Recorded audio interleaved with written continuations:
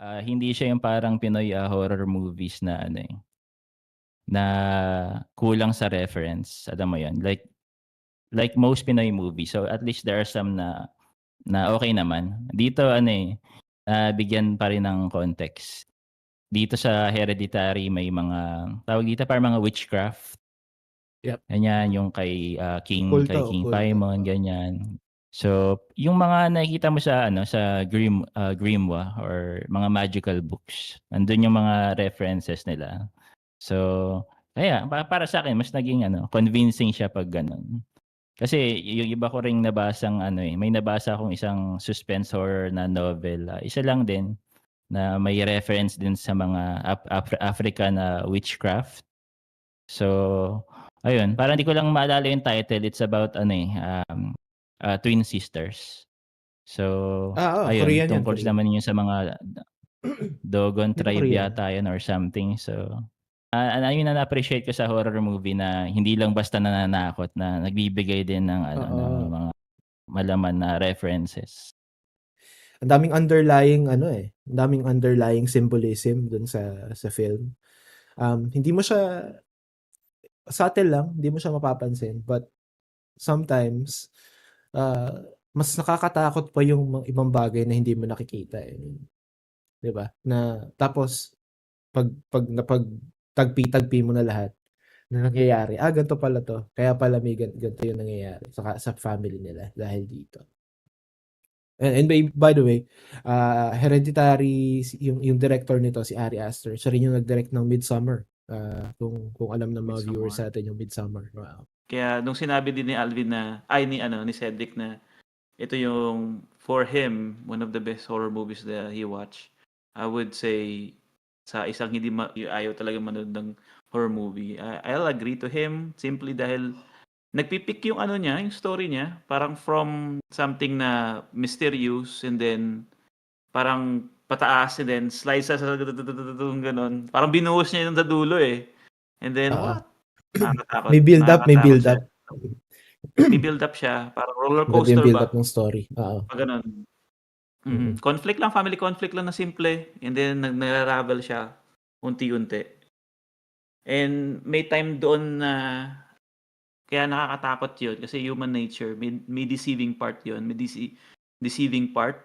Kasi parang akala niya ano lang, yung babae do'n na ano, akala niya simple-simple lang, ganito, nakausap ko yung ganito. Iba pala isang part of the plan pala 'yun para makasatuparan yung ano na 'yun, sorry for my word, kagaguhan nila do'n. So, parang my goodness, ito pala 'yun. Tapos 'yan, nawala na ako. So, may bright spot sana dun sa Yan na. movie kaso nga lang may inano din nila, pinatay din nila. Ano ba 'yan, sabi kong gano'n.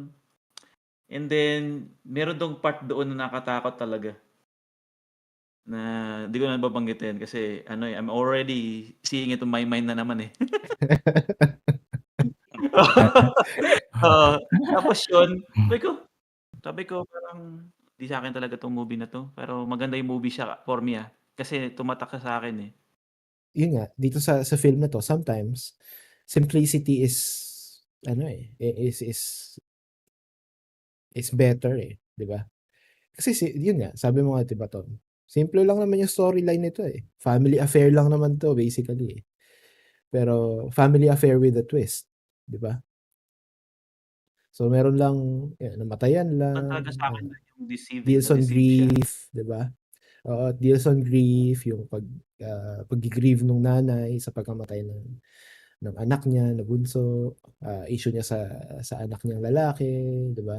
Yun lang naman 'to basically, family drama pero, ininjectan ng ano, ng horror and supernatural ano, psychological things. Yun, and it works. And cohesive naman yung story kasi yung iba, um, yung ibang horror film, so sobrang straightforward niya na lahat na predictable. Alam mo na kung anong mangyayari na, maya-maya may lalabas dito, may jump scare. Maya-maya ganito yung mangyayari dito, malalamang ganyan. Pero dito sa Hereditary, engaged ka, and, Ang maganda rin dito sa akin is yung nagustuhan niyo ba yung ano, sound design or musical score nito? Kasi subtle lang din yung musical score nitong Hereditary eh. Tahimik Tama ka siya dun. na movie like, you know, Mm. like most horror movies these days. So, I mean, actually kahit dati pa, una kong napanood yung The Ring. Quiet din yung ano, yung ambience talaga nung movie. So yeah, same here. Uh, which is for me effective siya eh kasi nagbi-build siya ng ano ng tension, Ang tension. or nagke-create siya ng certain atmosphere na ano yun. Alam mo, nakakatakot. Sabayan mo pa nung mga ano, yung mga edits or cuts na ano, parang i-anticipate mo, ito na ba, may bigla na bang lalabas na ano. So nakakadagdag yun sa psychological impact eh. So mga ganun kasimpleng eksena. Yeah. But ayun, so siguro bago ako mag-dive fully doon sa technical ano aspect ng movie. Natawa kasi ko dun sabi ni Tom na 3 days daw niyang inisip yung ano, yung movie. Kasi naalala ko sa Tom yung kaklase ko nung high school. Nagkwentuhang horror movies din kami. Exorcist naman yung movie na yon. Sabi niya, siguro parang 1 taon daw siya bago ano naka-get over sa ano sa movie. Sabi niya sobrang tagal. Ba't naman Tagal ganun naman nun, sobrang no? tagal? You live 1 on year. fear na talaga. Oo. Naiisip ko rin na comparison yung sa ano eh, sa Seclusion, Pinoy horror movie. Nasa Netflix siya ngayon eh. Pero bago pa siya mapunta sa mga streaming sites, napanood ko na siya dati, na-download ko. And same as Hereditary, may mga ano eh, may mga sa cinematography, may ewan ko kung parang parallels ba tawag doon. Kunwari, or doon sa aesthetics na, kunwari, miniature artist yung bida sa Hereditary, Mm. si Annie. Same din yung sa anak niyang babae, may mga creepy artwork din siya. Sa ano naman, sa Seclusion, kung napansin ng mga nakapanood doon, yung aesthetic ng ano, yung mga old school na ano, na mga, let's say, simbahan or bahay na maraming poon.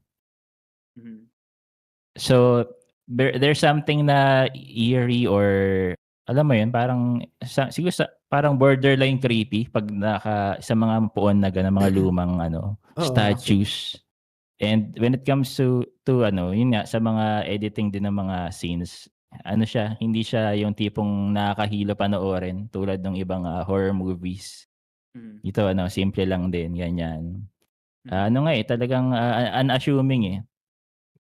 There's a scene there na ano, yung bandang later part na, yung may pugot na ulo na bigla na lang umangat, parang pumunta sa treehouse, Oo, yeah. tas wide angle. Yun yung lola So, ayun. actually. Katawan niya ng lola. Yeah, walang background, let's say sound effect. Kumbaga, parang ayun ang ano eh, kung ako viewer, ayun din yung magiging point of view ko kung nangyari yun sa Yep. totoong buhay. What if yung point of view nun is hindi doon sa ano, hindi doon sa harap ng treehouse, hindi doon sa malayong part ng treehouse. What if yung point of view niya is nandun mismo sa treehouse? Parang hindi siya gano'n nakakatakot for me pag Oo. nandun yung point of view niya eh. So, the fact na nandun siya sa labas, sa malayo, parang ano yun, it hits me, gano'n. Kakaiba siya. Oo, saka Tama. kasi dahil wide angle view siya, tapos maliit lang yung body na basically floating yun, 'di ba, yung Mapapansin mo siya katawan. eh. Maliit yung Oo. body, so sobrang dilim, tapos may makita ka na naked body na putol yung ulo, lumulutang na maliit lang. Oh, 'di ba? What the hell? 'Di ba paano ka eh? What the fuck? Ganun. What the fuck eh, Yun nga rin gano'n eh. naisip ko eh. Sabi ko unassuming, 'di ba? Pati yung mga parang mga member ng mga cult na mga kulto, 'di ba? Walang CGI, costume lang. Siguro it's not ano eh, trying to be ano eh, to be scary, pero nakakatakot siya. Kasi sa totoo lang yung mga parts na yung sobra talagang yung pakiramdam mo na may intention to scare you. Onti lang eh, 'di ba? Sa movie, onti lang yung parts na alam mo na may intention yung scene na yun, na takutin ka. Like for example, yung si Annie, 'di ba? Meron dun yung pinupugot niya yung ulo niya, 'di ba? Si Annie. Pinupugot niya yung ulo niya dun sa may Yun ceiling. yung natatandaan ko. 'Di ba? 'Yun. You Mm. know, the Parang intention of gago that lang. scene, 'di ba? The intention of that scene is to scare the viewers. Pero majority of the film, hindi siya gano'n eh. I mean, yung horror nung movie is built on atmosphere sa nangyayari sa mga tao doon sa family. Pero not necessarily na yun, tama yung sinabi mo na kahit yung mga miniature art ni Annie, creepy siya. Kasi pero wala naman siyang intention to scare you. Yung scenes na yun. But for some reason, because of the composition of the shot, the sound, creepy siya tignan. Creepy siya panoorin, 'di ba? Yung, isa nga sa mga isa sa mga paborito kong scene doon when it comes to sound is yung nung nag-decide na siya na puntahan si Joan, na yung sound nun is parang heartbeat. Paglabas niya ng sasakyan, patawid siya ng kalsada papunta dun sa apartment ni Joan, medyo mabagal pa yung tunog, subtle lang. And then habang naglalakad siya papunta dun sa pinto ni Joan, pabilis yung tibok ng puso, parang yung sound ng heartbeat. Pero hindi siya rinig na sound ng heartbeat na parang kinakabahan. Subtle lang siya. But kung hindi ka nagpe-pay attention, hindi mo siya mapapansin, but it affects your psychological setting dun sa scene na yun.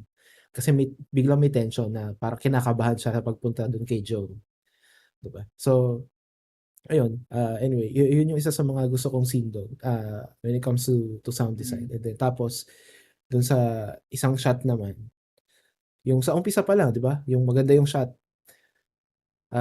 miniature, 'di ba, lahat pinapakita, and then biglang nandun na, scene na nila sa bahay nila, na ginigising nung tatay yung anak, 'di ba? Tapos meron pa dun dun na naman yung papunta si Annie dun kay Joe, dun sa tropa ng nanay niya na ano, na parang upside down yung shot, and then rotate into in one shot. Ni-reveal yung lamesa. Minsan mas better pa yung uneasiness kaysa dun sa outright na okay, jump scare ka isang beses tapos tuloy na naman yung story. Tapos jump scare ka na naman. Mas maganda pa yung ganun 'di ba? Kasi all throughout you feel siguro I would say that the correct term sa film na to, it's hindi oppressive may term ako na hinahanap. May word ako na hinahanap. Cool. Parang hunting something like that. Haunting, oo, haunting. Oo. Yan. Oo. Kasi parang Yeah. yung mga nangyayari scene by scene, it haunts you basically. Yan, tama. Saka yung scene na na-mention ni Sed, yung parang tinulog lang nung brother after nung accident na 'di ba na tanggalan nga ng ulo yung kapatid niya, tinulog niya lang. Pero nung una parang medyo weakness sa akin yung part na yun, ba't ganun? Ba't dapat yung natural action ng tao pupunta ng ospital o kaya report, ganyan. Parang ganun dapat, 'di ba? Pero in-avoid na siguro yung yung mga ganong, siguro for the director it's unnecessary or hindi siya magfi-fit sa ini-envision niyang eksena. Kasi ang intention sa tingin ko ng director yung transition na pagsigaw ng mother. 'Di ba nung kinaumagahan. Na makita yung So katawan. without telling na ganito nangyari, namatay, ni-report sa police, yung dramatic transition na biglang ang lakas kasi nung sigaw O 'di ba kung natatandaan niyo sa movie, ang lakas ng sigaw ni Annie doon So yun ang transition niya mismo. Hindi na siya nag-cut into another scene na in another setting or place. Doon lang yung sigaw na yan. So Within the house lang. Kaya na-gets ko yung intention ng director doon. So yeah, galing doon. Ang pinakamatino lang talaga sa kanila yung tatay, no? Talagang yun yung tatay. Nasunog pa. Pinakamatino yung tatay. Parang Ayun nga, eh. So just like Tom, there's there's a hope din sa akin nung, within the movie or that point of, optimism pa dun sa tatay. Tapos pinatay lang nung direktor. Papatayin natin yung character na yan. So, na yun, nawala na yung hope sa sarili ko nung namatay yung tatay. Ang galing ng director dun, eh. Kasi siyempre 'di Oo. ba parang ang tao kasi, siguro human nature na 'pag kunyari parang ang atmosphere mo ay parang masama tapos naghanap ka ng mabuti, dun ka maglilin, eh, dun sa mabuti, eh. Ikinil Mm. mo yung mabuti, dun ka maho-hook Wala din, na. eh. Oo, 'di ba? Wala na. Oo, putik na yan. Sabi ko sana ito yung matirang character, yun pala inano din niya. Walang Kaya natirang pala karakter. just to share, oo, character sa Nagiging oo. common na trope naman siya sa mga ibang palabas din. Pero yun, hindi ko lang din nagustuhan din namatay yung, nag-iisang rational person dun sa movie. Parang feeling ko if I'm going to be like part of a production sa isang movie, I would also to choose suspense na movie pero not totally horror. Kasi parang 'pag kunyari i-re-review ko siya, parang gusto ko 'to sabihin sa director, "Ganito dapat tayo, ganyan." Parang na-ano ko 'to, na-appreciate ko 'tong ginagawa natin. Ano ka na, films ano ka na rin, Enthusiast. Hindi, tawag dito, fi-film school ka na rin, film school. Ay gano'n. Hindi, hindi, Pero ano, Eyeballs. tanong ko lang, gusto niyo pa ba ulit manood ng horror movie matapos nito? kayo actually Ibang hindi ko genre alam naman. kung ibang Ayan, ibang genre. genre naman. Parehas tayo, Alvin. Ibang genre naman. Hindi, ayun, sa'kin pinapanood ko lang din talaga sa inyo 'tong Hereditary because ayun nga, sabi ko nga, this is one of the best, horror films I think that I've seen, so far. Sa dami na napanood ko na horror film, ito talaga yung isa sa mga talaga na tumatak sa akin. Kasi it's really not about me being scared, eh. It's sa'kin mas importante yung story na binubuo sa isang film, sa isang movie, saka yung yung kung ano yung mararamdaman ko after ko panoorin yung movie. Like, magiging feel good ba ako or, meron ba siyang long lasting effect sa isip ko na pagtapos iisipin ko siya or I have to discuss it with someone, to talk about it with Mm. someone, 'di ba? May gano'n akong feeling, eh, 'pag nanonood ako ng film, especially for horror films na forgettable, na after nun, "Okey, ayun na yun. Sige, napanood ko na, and then that's it." Ito kasi, meron siyang kahit na ang dami ko na napanood na horror film, nag-last pa rin yung ano niya, may impact pa rin siya sa akin.